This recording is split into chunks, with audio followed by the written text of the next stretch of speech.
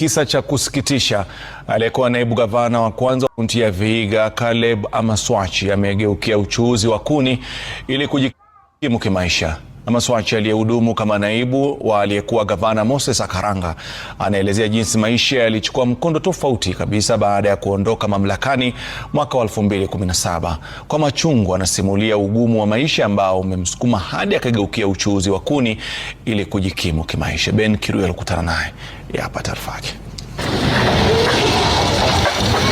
Ndiyo maisha ya sasa ya naibu gavana wa kwanza wa kaunti ya Vihiga Amaswache, tofauti kabisa na enzi zake za uongozi.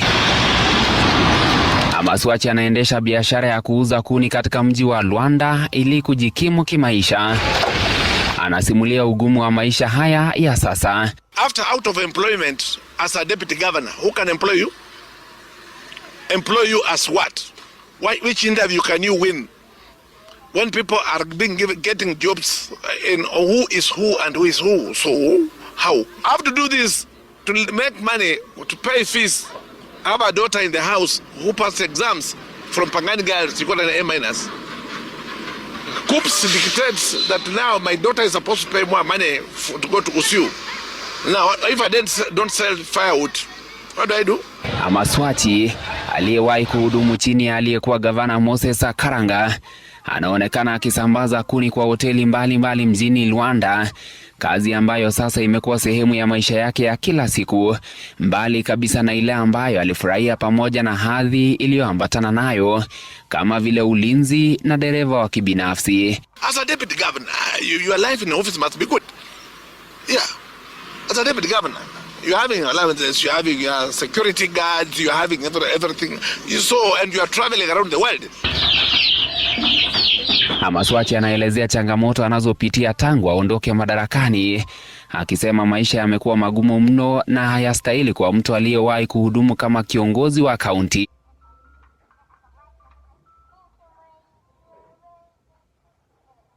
When you're in power, my brother, things are different and when you're out of power. When you're in power, everything looks flashy, everything looks good, and everybody will respect you. If they don't respect you or they are cheating you, they'll tell you all good flashy things. But when you're out of power, that is when you come to real true conclusions of your life and the people whom you are mixing with. But people cannot take your calls because they don't need you. They don't need you. Yeah. Mabadiliko haya makubwa yanaakisi hali halisi ya siasa za Kenya, ambapo mamlaka ni ya muda tu. This is after I've been sworn in. I was being given my certificate. Amaswache anafichua kuwa aliomba kazi ya kuwa kamishna wa IEBC, lakini hakufuzu kwa mahojiano yanayoendelea, akilazimika sasa kusalia kama mchuuzi wa kuni. Ushauri wake kwa yale ambayo anapitia: My advice to the leaders in power, don't be arrogant. Don't be arrogant. And also respect the other leaders who have been in power.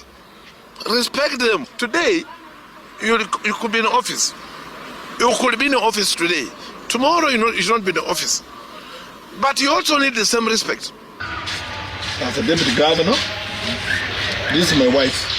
Amaswache na gavana wa kwanza wa Vihiga Moses Akaranga walihudumu kwa muhula mmoja tu kati ya mwaka wa 2013 na mwaka wa 2017 walipopoteza nafasi hiyo kwa gavana Wilbur Otichilo.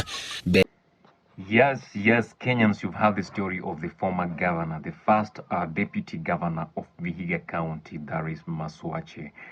That has been aired on Citizen TV, and I know most of the Kenyans have been left asking very many questions on what might have happened to lead this guy to get to where he is now, to start renting firewood to take care of his needs and even get pay the bills that are needed as a citizen of this country. He ought to be one person who has it all, or whom would have secured a good future for himself and for his children, even to the fourth generation. Becoming a deputy governor in Kenya is not something little that you can just be sacked, or after the job you get to wherever this guy is. And you can look to Akaranga himself, who was the governor by then. He's not struggling the way this guy is struggling, or maybe he's struggling, but he doesn't want to talk about it. But I doubt if Akaranga is struggling. So there are three theories I would like to talk about that might have led to where this guy is, to where Amaswache is. Citizen TV have aired already, saying that he's venting firewood in Luanda town. Luanda town, that is one part of Bunyore, that is Vihiga County. So my first theories, or my three theories, two of them would be likely possible, but maybe the third theory would be something that might not sit well with most of the people, but it's just a theory, so we can rule it in. So the first theory, the best theory, would be maybe number one, when this guy was a deputy governor, he was not corrupt. He was an honest leader who wanted to get everything by the law and play the book by the law, not like any other politicians who don't play by the law and they end up looting a lot of money from the people, taxpayers' money, amassing them for themselves for future use, whether they'll ever join politics again. So maybe, as I said, number one, Amaswache was that good, honest leader who did not value corruption, but he valued working for the people and giving people what they need. And that is where he has gotten himself to where he is, to a point that he doesn't have enough money to take care of his family and take care of himself. And he has retired onto trying to sell firewood for him to find a living. Theory number two is very simple. You guys remember when this guy Tycoon Jirongo came out and said he's bankrupt? Was he bankrupt by then? Yes or no?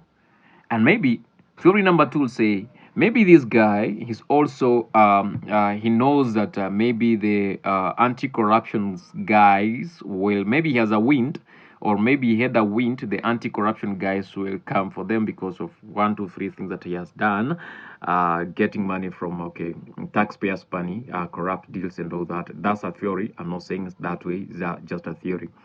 Will come for him, and he decided to go lower in a humble way to try to evade the close of the anti-corruption people, not to look onto his door, but he knows after some time he'll wake up and become bigger.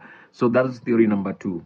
Yeah, that is theory number two, that he's pretending. Like it is not what it is or what people are saying on the ground, and that is not what is really happening, because someone of his position getting to that level doesn't make any sense, just the same way most Kenyans don't see any sense in that. So that is theory number two.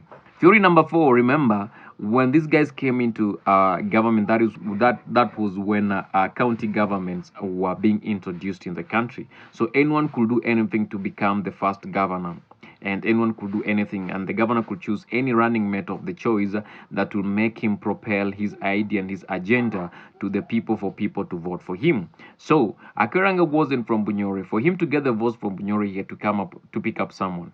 What if Akaranga budgeted or funded this guy to be a deputy governor, funded this guy to get the Bunyore votes, and this guy was not in that position, but he's a well-spoken guy who was what it calls for him to become the governor. And in that, things happen. The politics are so dirty, and for politicians to become or to get where they are, sometimes they do crazy things for them to become to where it is. So maybe, just a maybe, it's a theory again. No one should tie me on that, just a theory. Maybe the gods went crazy with this guy. He did not do what the gods wanted, and the gods went crazy. And they just decided to do away with, like this guy decided, no, I'm not going to do what the gods demand me. So the gods decided to take whatever belongs to them. They're just theories. Just theories. So don't crucify me, they're just theories.